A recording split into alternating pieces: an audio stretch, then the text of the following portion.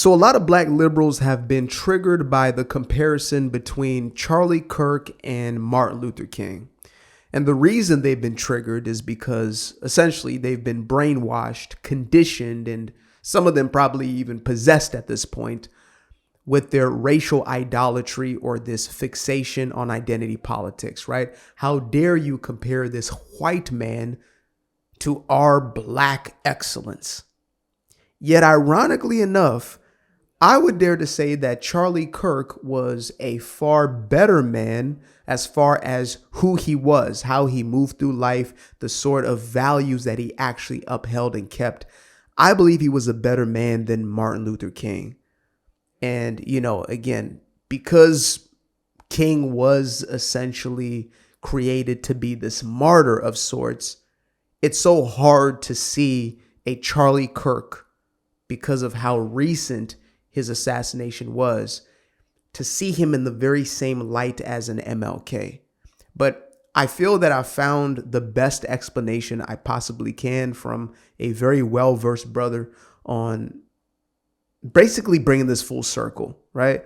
Again, and I stand on what I stand on.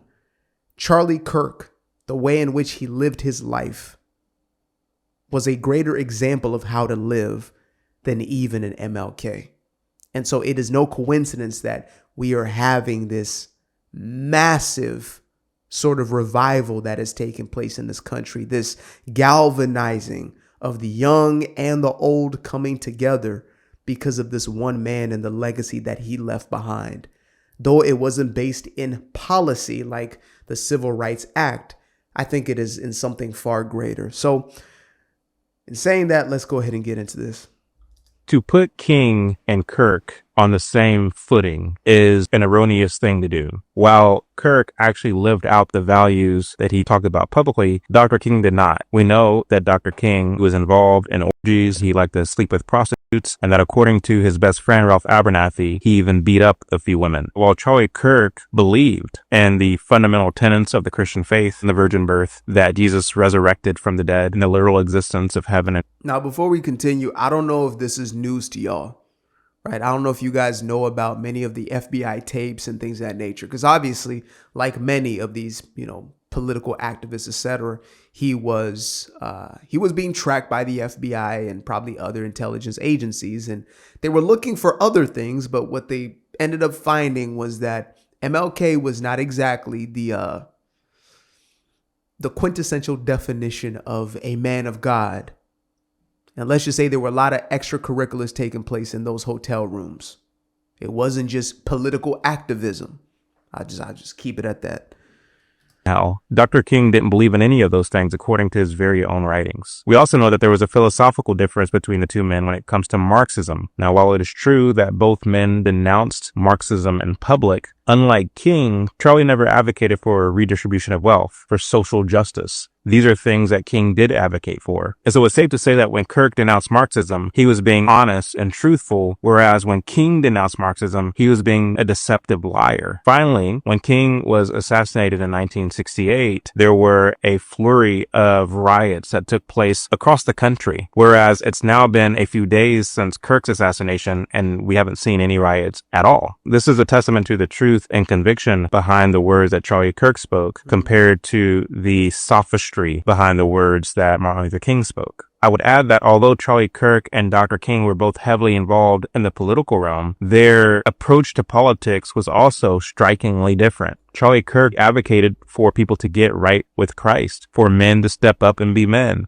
for women to be virtuous women of honor. He believed that the government has run amok and we must begin to roll back a lot of that overgrowth in order that we might get back to the true edicts of the Constitution. Whereas King believed that we should expand the role of government, that the government should have a foothold when it comes to things like housing, jobs, and wealth redistribution. The so-called ministers who have taken up the baton after King's passing are apostates, race hustlers, and opportunists. They thrive on race division and conflict. They anger their own people and keep them bitter and poor while they enrich themselves. Meanwhile, I see videos of young men in the aftermath of Charlie Kirk's death saying, I've never been to church before, but I feel inclined now to go to church because that's the kind of thing that Charlie Kirk talked about. I feel inclined to be a better husband, to be a better man, to be a better friend, because that's the kind of person that Charlie Kirk was. This is a testament to fruit. Charlie Kirk was a producer of good fruit, while Dr. King was a producer of bad fruit. None of this is to make light of Dr. King's death. Anytime somebody takes a bullet to the head or neck, it's a tragedy. And my hope for King was that he repented. But we know that the night before he was assassinated, he slept with 2 women and beat up another woman. And so it's hard to say, while Charlie Kirk took a bullet to the neck while educating college students on what is real versus what is false.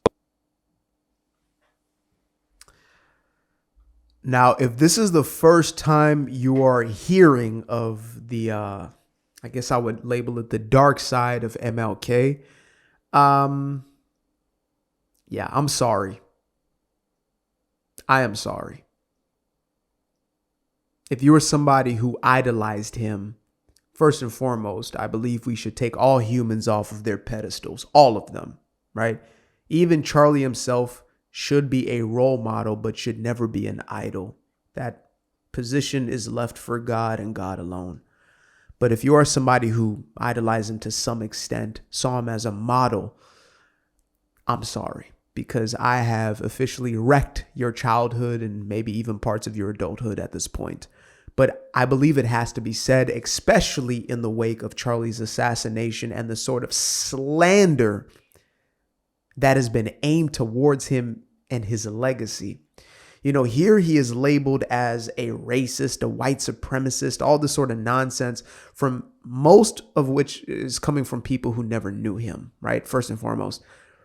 Secondly, it's coming from people who honestly are some of the most racist and divisive people in speech and in action that I have ever witnessed in my own personal life.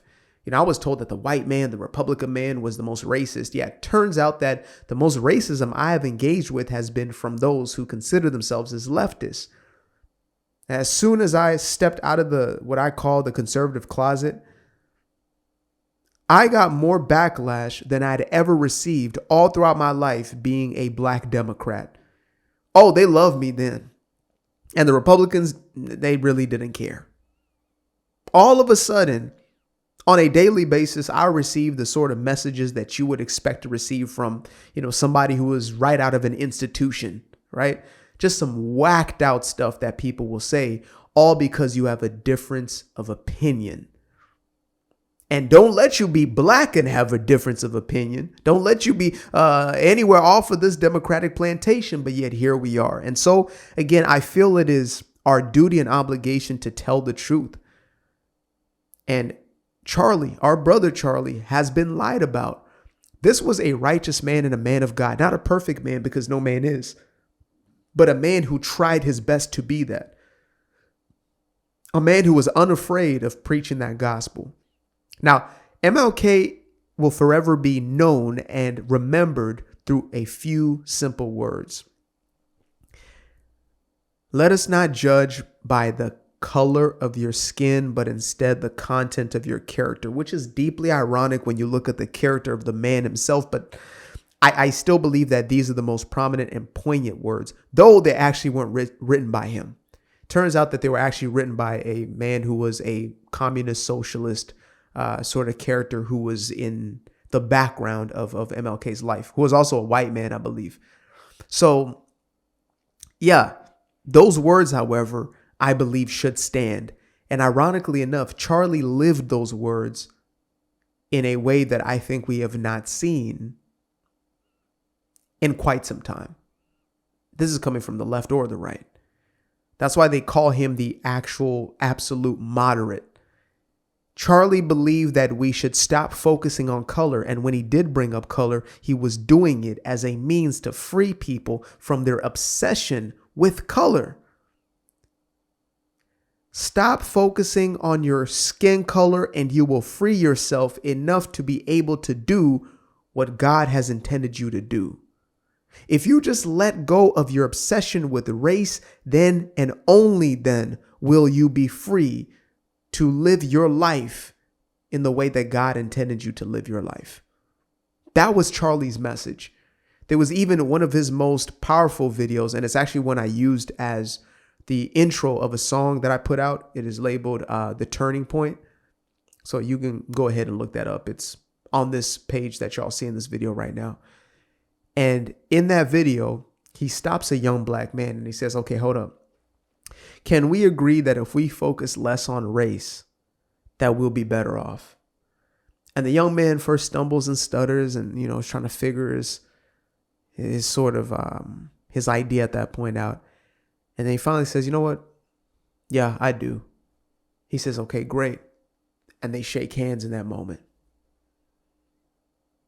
Now, I understand the historic context of what it means to be a quote unquote Black American. I know that there is a history that could leave one jaded, that could leave one bitter, resentful, even hate-filled.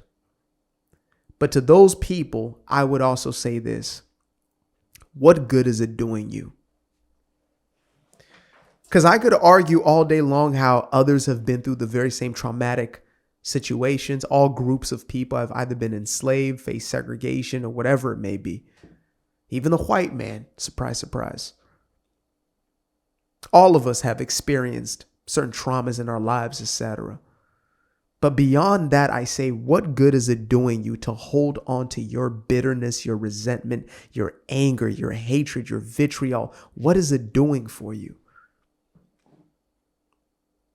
MLK's predecessors, as that gentleman said right there, MLK's predecessors are the Al Sharptons and the Jesse Jacksons of the world, who have brought us backwards when it comes to our relations as human beings, because that's what we are. There is no race except for the human race. So these men have made it a point to fixate on our differences that shouldn't even be differences. According to the word of God, there is no Jew, no Gentile, no this, no that. None of that exists. None of that matters. He is a respecter of no man. So none of that, none of it. CEO or janitor, I don't care. Where's your heart at? Is your heart with me or not? MLK, much of his life, as his brother explained, the fruit were not showing that his heart was with God. With Charlie, you could see the illumination on his wife's face, the joy in his children,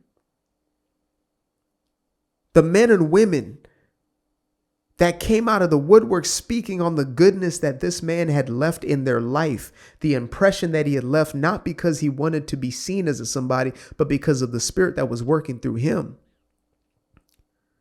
I don't know if I can say the same for MLK. And that's why I can only say that Charlie Kirk was more important. The revival that we see right now was not seen when MLK was assassinated. Yes, there were tears. There was mourning, but there was also havoc. There was greater divisiveness. Yes, we got Looney Tunes on the TikToks and the damn Instagrams or whatever it is, celebrating a innocent man's demise. Yes, we got these fools out here celebrating wickedness. Yes, we have that. But more than that, we have a celebration and a coming together. We have revival. We have young folks who are curious about God and want to know, who is this God? Is he for me? Who is this Christ? That right there is the legacy of a man and what was in him. And so, yeah, for the folks out there who, want to cuss me out or whatever it is, when I make any allusion to civil rights, as Glenn Beck says, Charlie was a civil rights activist in essence. I say, Why did you make this man Martin Luther up here? Or Dr. Martin Luther King. That can get confused with the Martin Luther, right? Dr. Martin Luther King. Why is he up here and Charlie anything less than that? When what Charlie left has a far greater impact on not just the generation that is, but the generation to come. He spoke to the young. I believe that's also why he was the most dangerous, by the way. Why was he the target? Why would the devil want to take him out? Because he had a foothold 10 toes down when it came to the young. 10 toes down when it came to the next generation who are about to be our leaders. Appreciate you guys for tuning in. Now, if you'd like to stay around, make sure to click that little subscribe button down there, or you can show some love by going to the description below and clicking on the button titled Buy Me a Coffee. Leave a little something there, or click on the Cash App. Leave a little something here. Till the next time, peace. I've been up for hours, I've been up for days, you staring at the ceiling, I've been counting strays, you I've been in my feelings, I've been out of mind, I've been getting visions of the other kind. Yeah, I've been up for weeks, I'm in the count of blessings over count of sheep. I can never be the type to limit when it comes to me. I used to be the pleaser for the people